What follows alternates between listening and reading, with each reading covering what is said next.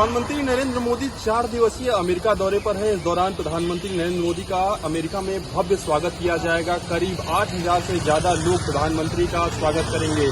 प्रधानमंत्री अमेरिका के लिए रवाना हो चुके हैं। इसके साथ ही अगर हम बात करें तो कल चूंकि योगा दिवस है और योगा दिवस पर न्यूयॉर्क में एक बड़ा योग दिवस पर कार्यक्रम रखा गया है। इस दौरान प्रधानमंत्री के साथ कई लोग कहीं न कहीं योग करते हुए भी नजर आएंगे।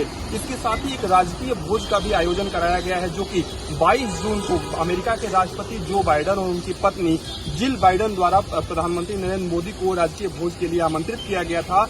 उसमें भी प्रधानमंत्री शामिल होंगे। इसके साथ ही तमाम उद्योगपतियों के साथ अमेरिकी जो कांग्रेसी सांसद हैं उनको भी प्रधानमंत्री संबोधित करते हुए नजर आ सकते हैं। इसके साथ ही अलग अलग द्विपक्षीय जो बैठकें हैं वो भी रखी गई हैं, जिनमें तमाम उद्योगपतियों के साथ बैठक होगी, सांसदों के साथ बैठक होगी और जो भारतीय प्रवासी हैं यानी कि जो अमेरिका में भारत के लोग रह रहे हैं उनके साथ भी बैठक होगी। इसके साथ ही अगर हम बात करें तो अमेरिका के राष्ट्रपति जो बाइडेन के साथ जब बैठक होगी तो निश्चित रूप से भारत और अमेरिका के संबंधों को और बेहतर बनाने को लेकर चर्चा होगी और कहीं न कहीं रक्षा से जुड़े हुए मुद्दे पर खासतौर पे एक बड़ी चर्चा हो सकती है। ऐसे में अमेरिका पूरी तरीके से प्रधानमंत्री के स्वागत के लिए तैयार है और अब देखना होगा कि दोनों ही देशों के बीच में क्या कुछ चर्चाएं होती है और भारत के लिए क्या कुछ इस प्रधानमंत्री के दौरे से निकलकर। योगी आदित्यनाथ 2 दिवसीय दौरे पर गोरखपुर आ रहे हैं।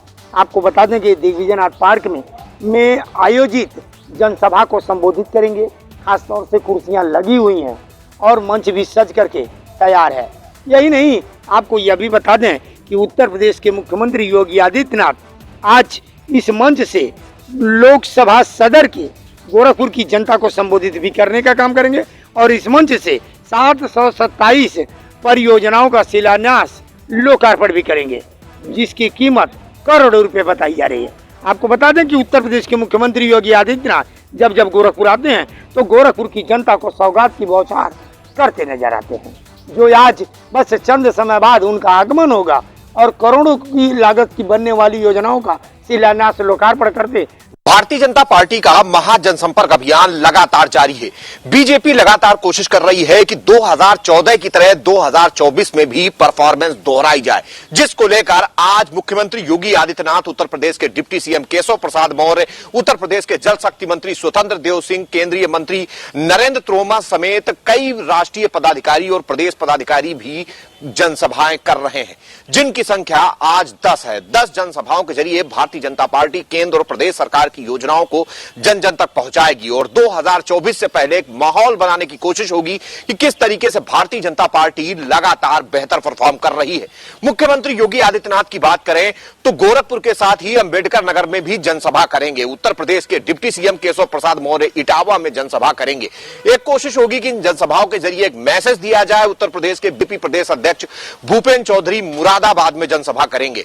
कहीं न कहीं इन जनसभाओं के जरिए लोगों को बताने की कोशिश होगी कि कैसे भारतीय जनता पार्टी सरकार की योजनाओं का लाभ लोगों तक पहुंचा है और 2024 में अगर सरकार आती है तो क्या वो करेंगे। आगामी लोकसभा चुनाव को लेकर भारतीय जनता पार्टी एक नई रणनीति के साथ काम कर रही है। जिस तरह से 2014 में अपना बूथ सबसे मजबूत, उसके बाद 2019 और 22 में पन्ना प्रमुखों पर काम करती नजर आई थी भारतीय जनता पार्टी, अब विस्तारकों के भरोसे रहेगा 80 में 80 जीतने का मूल मंत्र। आपको बताते हैं कि भारतीय जनता पार्टी अपने विस्तारकों को अब क्षेत्र में एक्टिव कर रही है और हर महीने इनकी एक विस्तृत रिपोर्ट मांगी जाएगी। इनके ऊपर रहेगा कि किस तरीके से वहाँ जनप्रतिनिधि काम कर रहे हैं, किस तरीके से वहाँ बूथ जो मैनेजमेंट है वो कैसा काम कर रहा है, एक एक विस्तृत रिपोर्ट इनको देनी होगी। प्रदेश मुख्यालय के सीधे संपर्क में रहेंगे और इनके ऊपर किसी भी और तरीके का कोई किसी संपर्क नहीं कर सकते होंगे। माना जा रहा है कि जिस तरह के विस्तारकों को लेकर आगामी 27 जून को प्रधानमंत्री मोदी 10 लाख कार्यकर्ताओं से बात करेंगे, उनमें विस्तारकों से विशेष बात की जाएगी और मूल मंत्र दिया जाएगा। माना जा रहा है कि हारी हुई 14 सीटों की जिम्मेदारी भी इन्हीं विस्तारकों पर रहेगी कि किस तरीके से उन क्षेत्रों में जो हार का आधार था उसके साथ ही साथ जीत के कौन से मूल मंत्र होंगे उस पर काम किया जाएगा। नए सिरे से पूरा काम किया जाएगा। विस्तारकों की पूरी जिम्मेदारी दी जाएगी। विस्तारकों को ही जिम्मा दिया जाएगा कि उन हारी हुई 14 सीटों पे इस बार 2024 में 80 में 80 कमर खिलाने का लक्ष्य को साधने की जिम्मेदारी। लोकसभा चुनाव 2024 को लेकर सभी पार्टियां लगातार एक्टिव नजर आ रही हैं और तैयारियों में भी जुटी हुई हैं। उनका प्रयास है कि किसी भी हाल में भारतीय जनता पार्टी को जड़ से उखाड़ फेंका जाए और अपने आप को जीत दर्ज कराकर जो है स्टेट में लेकर आया जाए। तो कहीं ना कहीं उत्तर प्रदेश की अगर बात की जाए तो अखिलेश यादव जो है वो कहीं ना कहीं बहुत ज्यादा सक्रिय नजर आ रहे हैं। ऐसे में महागठबंधन भी जो है चर्चाओं का विषय बना हुआ है।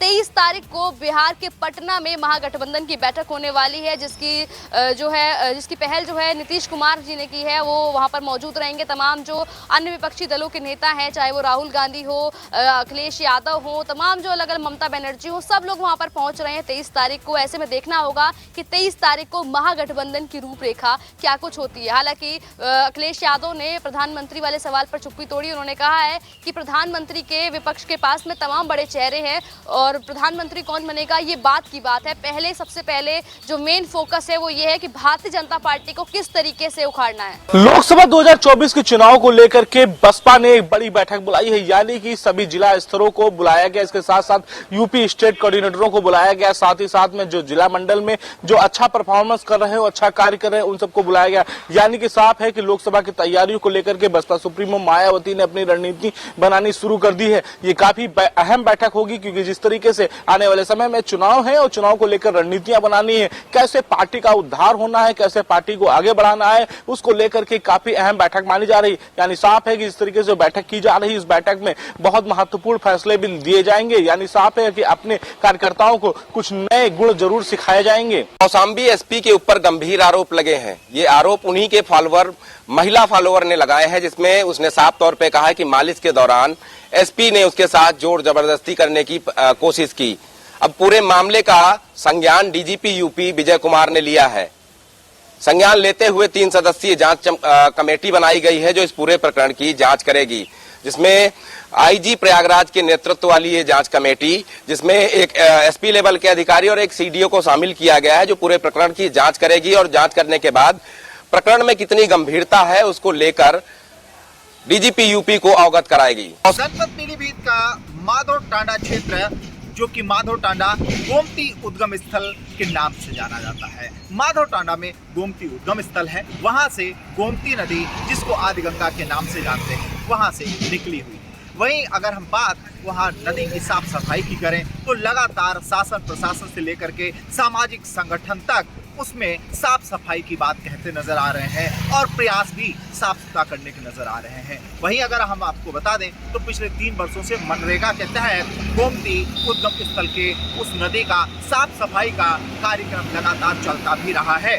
वहीं इस बार भी अगर हम बात करें तो वहाँ पूरनपुर जो विधायक है बाबूराम पासवान, उनकी अध्यक्षता में एक मीटिंग रखी गई, जिसमें गोमती नदी में जो भी घाट हैं आसपास के, उनकी साफ सफाई को लेकर के विचार विमर्श किया गया, मीटिंग की गई। वहीं विकासखंड अधिकारी ने भी वहां साफ सुथरा करने के लिए गोमती उद्गम स्थल के साथ, गोमती नदी के साथ अन्य जितने भी घाट हैं उनको साफ सुथरा करने के लिए, वहीं वहां पर प्राकृतिक वातावरण और बेहतर बनाने के लिए पौधारोपण की भी बात कही है। तो इस तरह से गोमती उद्गम स्थल को, गोमती नदी को और उसके घाटों को स्वच्छ और साफ सुथरा बनाने के लिए लगातार प्रयासरत किए जा रहे हैं।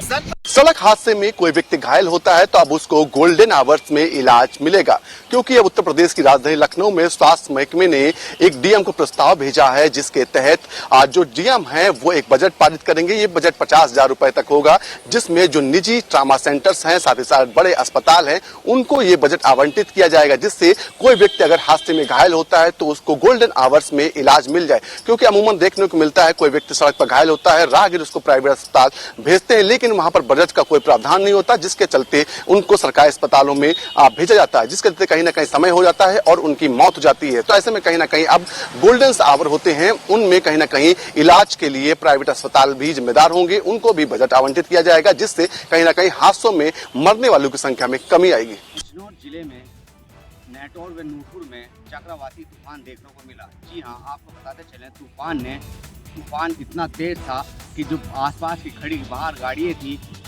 उनका भारी नुकसान देखने को मिला। कहीं ना कहीं पेड़ टूट के गिर गए।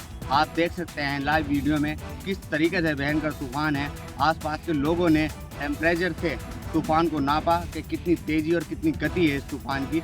अगर बात करें इंडिया के कई राज्य में ये तूफान देखने को मिला है, तो कहीं ना कहीं आज बिजनौर जिले में भी ये तूफान देखने को मिला है। लोगों का कहना है इस तूफान का नाम चक्रवाती है और ये तूफान हर राज्य में देखने को मिल रहा है। तो कहीं ना कहीं बिजनौर में भारी नुकसान इस तूफान से हुआ है। अब देखना यह है कि इस तूफान से जिले में लगभग कितनी हानि व जनहानि हुई है, उसका तो तभी पता चल पाएगा जब ये तूफान रुक जाएगा। उसके बाद ही पता चल पाएगा कि इस तूफान ने कितना नुकसान किया है। धोखाधड़ी व डकैती का एक अजीबोगरीब मामला कानपुर में देखने को मिला। एक फौजी ने पहले तो अपना मकान बेचा और खरीदार को अब कब्जा दे दिया। उसके बाद उनके खिलाफ डकैती और 420 का मुकदमा चकेरी थाने में दर्ज करा दिया।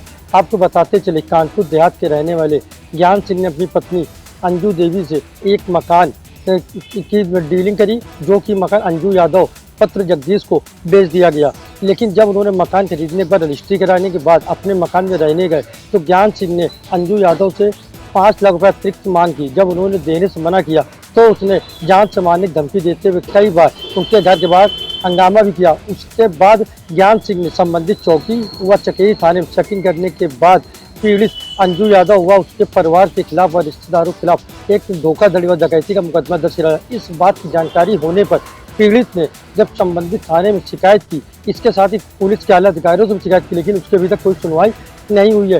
पीड़ित का कहना है कि 58 लाख में मकान की डीलिंग हुई थी, जिसका पूरा पैसा RTGS के माध्यम से दे दिया गया, जबकि 5 लाख रुपये बयाने के तौर पर चेक दी गई थी।